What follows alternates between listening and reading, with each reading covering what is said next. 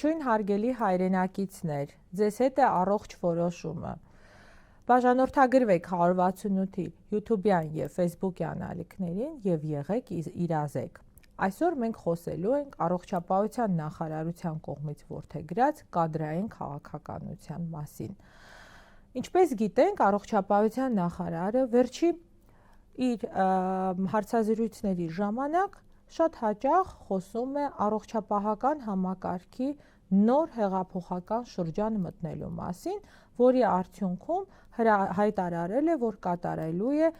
հիվանդանոցների կադրերի փոփոխություն, հիվանդանոցների գլխավոր բժիշկների փոփոխություն։ Նշեմ, որ դեռ 2025 թվականի ապրիլից սկսվեցին այդ փոփոխությունները։ Առաջի ազատման հրամանները եղան Սուրբ Գրիգոր Լուսավորիչ բժշկական կենտրոնի և Ուռուցքաբանության ազգային կենտրոնի տնօրենների համար։ Այս տնօրեններին ճանապարհեցին մեծ շուքով, տվեցին մեդալներ, հայտարարեցին, որ լավագույններն էին, կատարել են անգնահատելին առողջապահական համակարգում, բայց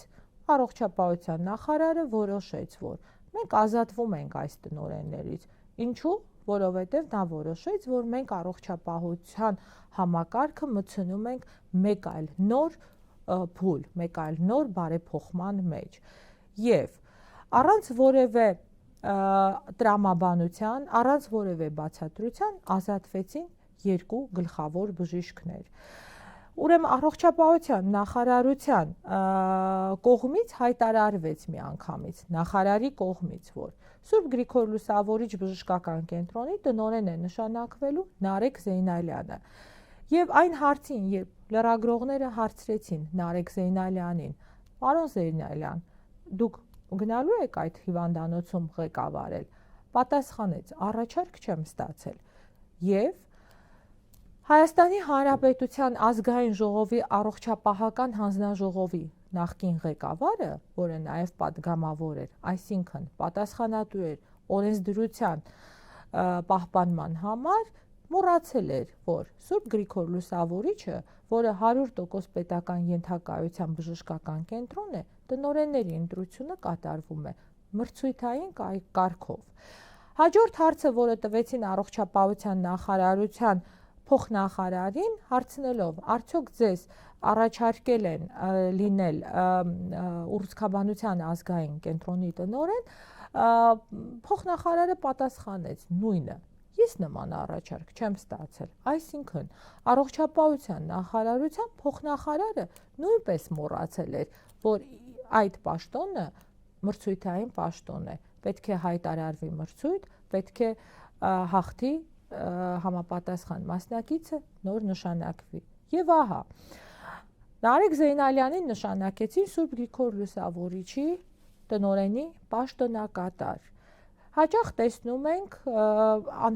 իր անձնական էջում Նարեկ Զեյնալյանը դնում է հետնանկարը Սուրբ Գրիգոր Լուսավորիչ կենտրոնը,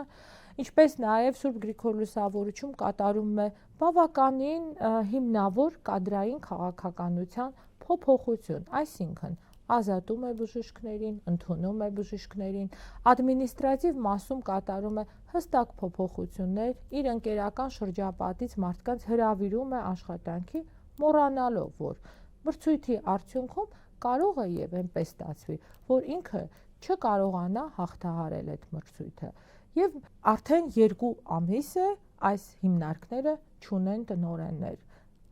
նշանակվել են ժամանակավոր պաշտոնակատարներ, սակայն առողջապահության նախարարությունը չի շտապում կատարել մրցույթների հայտարարություն։ Ինչու, հասկանալի է, ամիսներով, տարիներով կթողնեն այդ ժամանակավոր պաշտոնակատարներին խախտելով օրենսդրությունը։ Ինչու, որովհետև իրենց քաղաքական թիմից է։ Այնուհետև ազատման հրամաններ ստացան պայմանագրերի լուծարման հետ կապված, ժամկետը լրանալու հետ կապված, Ավանի հոգեկան առողջության պահպանման կենտրոնը, ինչպես նաև կախվածությունների ազգային կենտրոնի տնօրենները։ Անդրադառնամ ՀԱՊԱԿ-ի տնօրենին, Սերգեյ Խաչատրյանին, որը իր հրաժեշտի այսպես ուղերձում գրել էր, որ թե ինչքան երջանիկ է եւ ուրախ, որ աշխատել է այս առողջապահական համակարգի այս նախարարների հետ եւ ինչ հեղափոխական գործունեություն են կատարել իր ղեկավարած հիմնարկում եւ հետեւյալ մեջբերումներ արել, երբեմնի մոռացված համակարգը եւ երբեմնի մոռացված հիվանդանոցը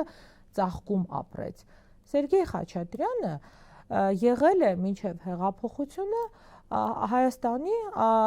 առողջապահության նախարարության նախարարի տեղակալը, ավելին ասեմ, այն տեղակալը, որը համակարգել է հոգեկան առողջության բլոկը եւ ինքը ինքնախոստովանական հրապարակում է կատարել, որ մինչև հեղափոխությունը ինքը չի կատարել իր գործառույթները, այ հեղափոխությունից հետո, երբ որ իրեն փոխնախարարի պաշտոնից հանվեց եւ վստահվեց ավելի ցածր եւ ավելի քիչ պատասխանատու պաշտոն, հոգեկան առողջության պահպանման կենտրոնի տնօրենի պաշտոնը, սկսեց ծաղկացնել այդ կենտրոնի աշխատանքները։ Ցավալի է իհարկե, որովհետև հենց փոխանախարար եղած ժամանակ դուք ինչու չեք կատարել գործառույթը կամ գուցե կատարել եք եւ այսօր դրա մասին լռում եք, դա իհարկե գեղեցիկ չէր։ Եվ ամենակարևորը, պարոն Խաչատրյանը գտնում է, որ յուրաքանչյուր փոփոխություն դա նոր սկզբի հիմքն է։ Հասկանում եմ, պարոն Խաչատրյան, դուք 2018 թվականը ձեր համար համարել եք նոր սկիզբ, այ 2025 թվականին, երբ ձեր հետ այլևս չկնքվեց այդ պայմանագիրը եւ ձեր նման մասնագետը հայտնվեց առողջապահությունից դուրս, կարծում եմ, այդա հիմա դուք կհամարեք նոր սկիզբ։ Կապրենք, կտեսնենք ինչը կլինի ձեր այդ նոր սկիզբը։ Հաջորդը դա կախվածությունների ազգային կենտրոնի տնօրենն էր, որը որ ազատվեց, քանի որ պայմանագրային ժամկետը լրացել էր։ Մինչ այդ նորից այս տնօրենը իր ֆեյսբուքյան անձնական էջերում եւ հենց պաշտոնական էջերում հիվանդանոցի մենք տեսնում էինք բարելավման տարբեր ծրագրերի իրականացումը, սակայն անմիջապես ազատումից հետո խոսեց խնդիրներից եւ այս պահին, եթե իրավապահ մարմինները նայեն Սուրեն Նազինյանի ֆեյսբուքյան էջը,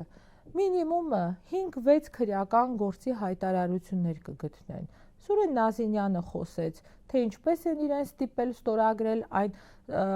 թերացումների տակ, որը չի արել, թե ինչպես են իրեն ստիպել կատարել փորձարկումային ծրագրեր, որը ինքը չի կատարել, եւ այսպես բազմաթիվ քրեական գործերի հիմք հանդիսացող հայտարարություններ։ Եվ կարծում եմ, այս մասին պետք է խոսեն ոչ թե ես, այլ համապատասխան մարմինները, որոնք որ քրեական գործերով կուսումնասիրեն եւ կտեսնեն որտեղ է թաքնված իրականությունը։ Եվ վերջերս առողջապահության նախարարը հայտարարում է, որ մենք կարծում ենք, որ պետք է հիվանդանոցի տնօրենների պաշտոնավարման ժամանակ բժիշկ լինելու պարտադիր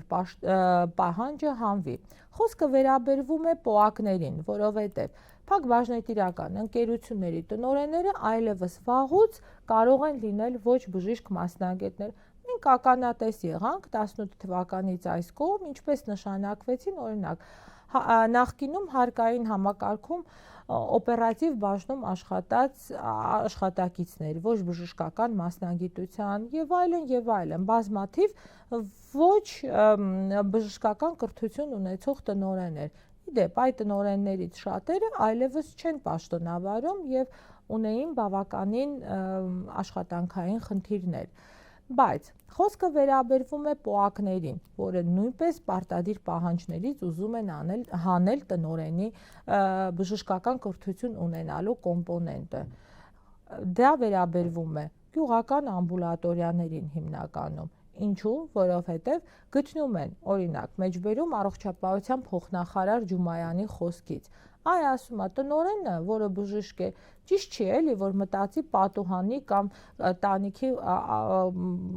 վերանորոգելու խնդիրներից, այլ իրանք կզբաղվեն իրենց բժշկությամբ, կգա մի հատ իրենց հաշվապահը,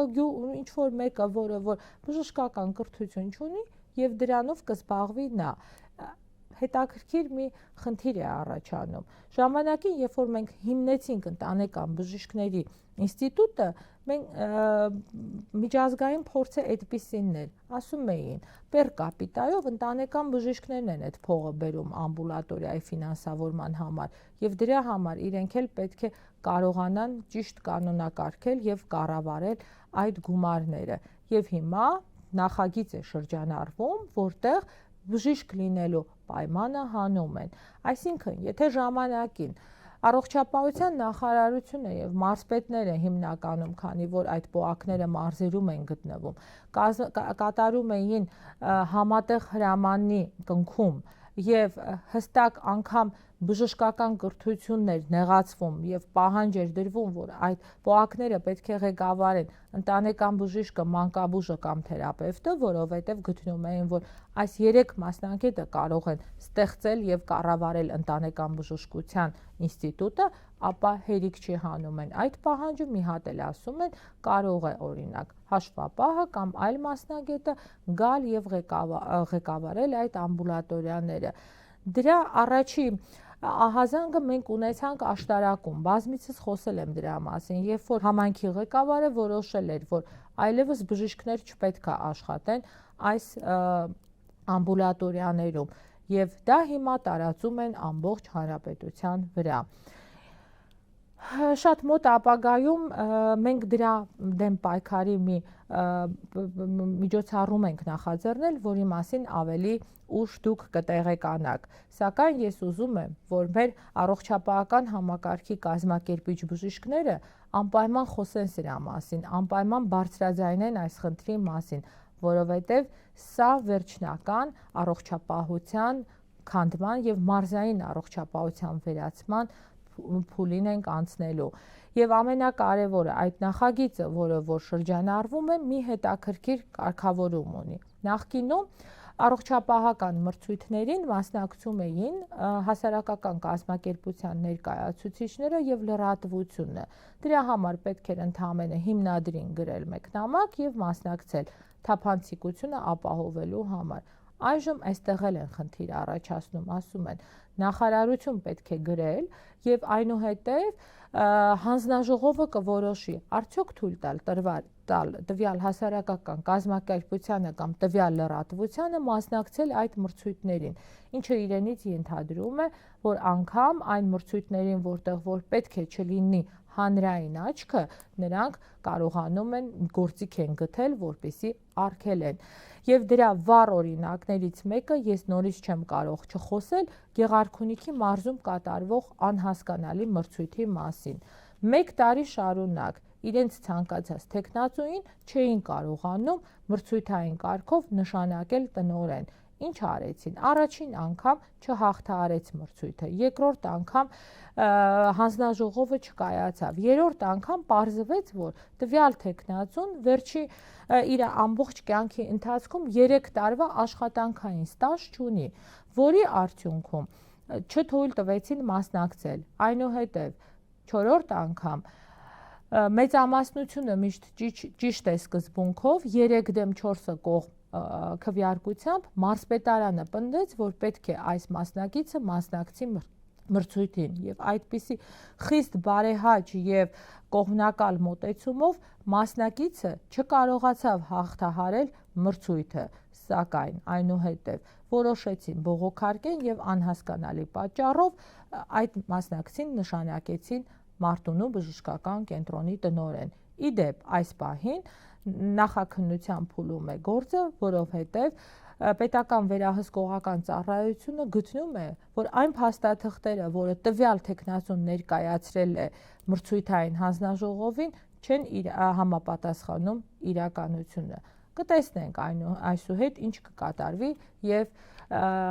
քննչական մարմինները ինչ եզրահանգումներ կանեն։ Ելնելով վերոգրյալից ուզում եմ հորդորել առողջապահության նախարարությունը։ Մի քանդեք առողջապահության վերջին նշույլները, թողեք թող մնան, որովհետև այս հիմնարկներում իրականում պրոֆեսիոնալ կառավարիչներ կան, եւ այս կառավարիչներին դնել նման խնդիրների մեջ ազատել աշխատանքից կբերի նրան, որ մենք հատկապես մարզային առողջապահությունում կունենանք լուրջ խնդիրներ, թե կառավարչական, թե մասնագիտական կոմպոնենտներով։ Ելնելով այս ամեն ինչից, եւս մեկ անգամ խնդրում եւ հորդորում եմ վերանայեք այն նախագիծը, որը շրջանառվում է։ Իրականում բժշկական կրթություն ունենալը շատ կարևոր է բժշկական հիմնարկ ղեկավարելու համար։ Եվ ամենակարևորը, վերջի վերջո հայտարարեք այս մրցույթները։ Սուրբ Գրիգոր Լուսավորիչ, Ուռուցքաբանության ազգային կենտրոն, Ավանի հոգեկան առողջության կենտրոն, Կախվածությունների ազգային կենտրոն, հայտարարեք մրցույթները, թող մասնակցեն պրոֆեսիոնալները, հաղթեն եւ իշահ այդ հիմնարկների սկսեն իրենց աշխատանքները։ Իսկ մենք ուշի ուշով կհետևենք այդ մրցույթների ընթացքին եւ կտեղեկացնենք ձեզ։ Շնորհակալ եմ ուշադրության համար, հետևեք 168-ի YouTube-յան եւ Facebook-յան ալիքներին, բաժանորդագրվեք, տվեք ձեր հարցերը եւ ձեր հարցերի արդյունքում կձևավորվեն մեր հետագա հաղորդումները։